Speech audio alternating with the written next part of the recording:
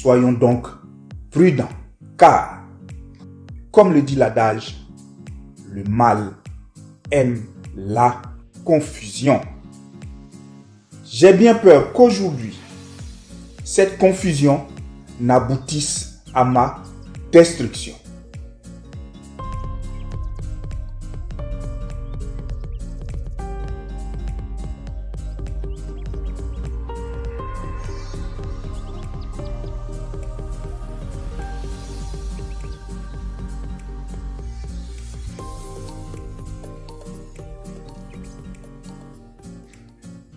Depuis la mi-décembre 2020, mon nom circule sur les réseaux sociaux et dans divers autres médias à travers un message repris par des articles me citant comme le cerveau d'un vaste projet de déstabilisation des institutions de la République de notre pays.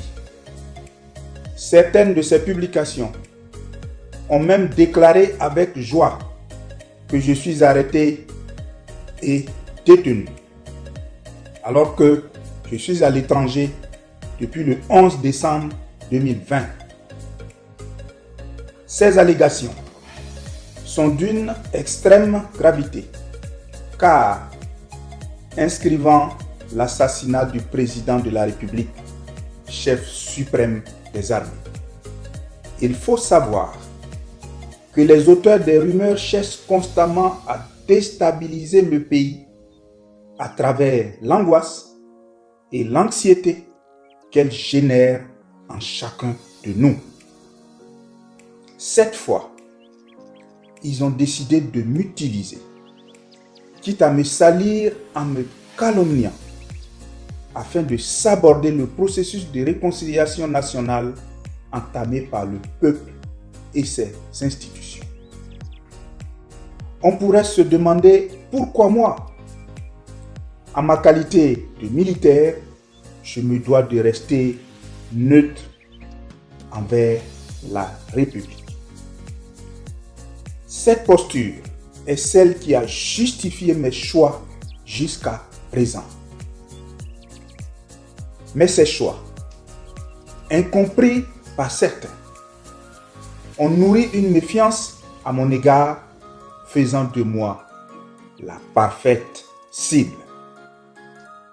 En effet, depuis 2011 déjà, je suis cité dans de multiples allégations mensongères, toujours infondées et totalement incohérentes.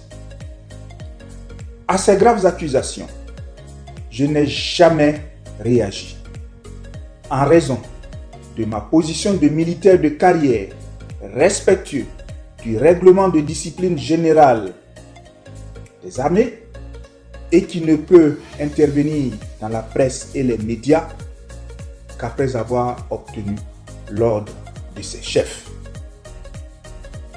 Cette fois, ces séparatistes sont allés trop loin en inventant une opposition avec le chef de l'État, mettant ainsi en danger ma famille et mes proches.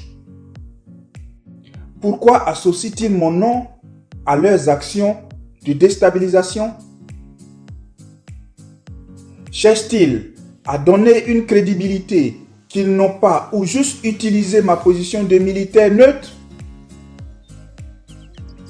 La vérité est que, peu importe où se trouve mon nom, je n'ai jamais nourri l'intention de participer à des actions contre les institutions de la République.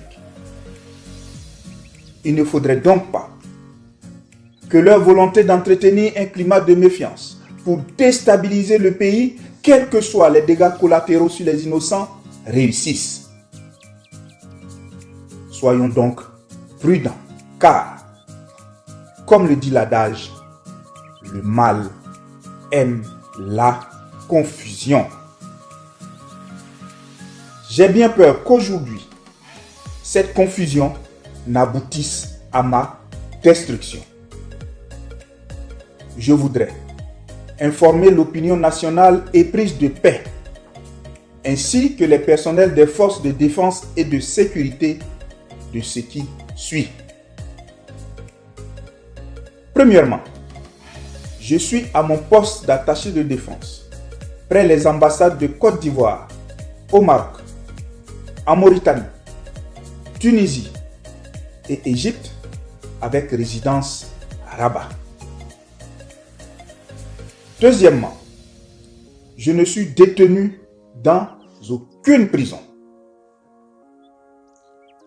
Troisièmement, jamais, en ma qualité de gendarme, je ne m'inscrirai dans un projet de déstabilisation prévoyant l'élimination physique de personnalités, en particulier le président de la République.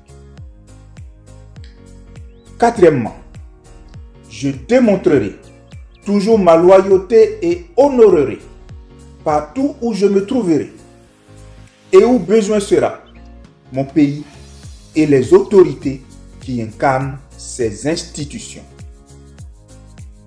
Pour l'instant, je ne suis ni au Maroc, ni en Côte d'Ivoire pour des raisons de santé qui ont occasionné une intervention chirurgicale. Mais une fois mes soins terminés, je rejoindrai mon lieu de travail. En attendant, toute personne qui souhaiterait me contacter peut le faire à l'adresse suivante: allahkwakuleon@gmail.com. Je vous remercie. Que Dieu protège chacun de nous.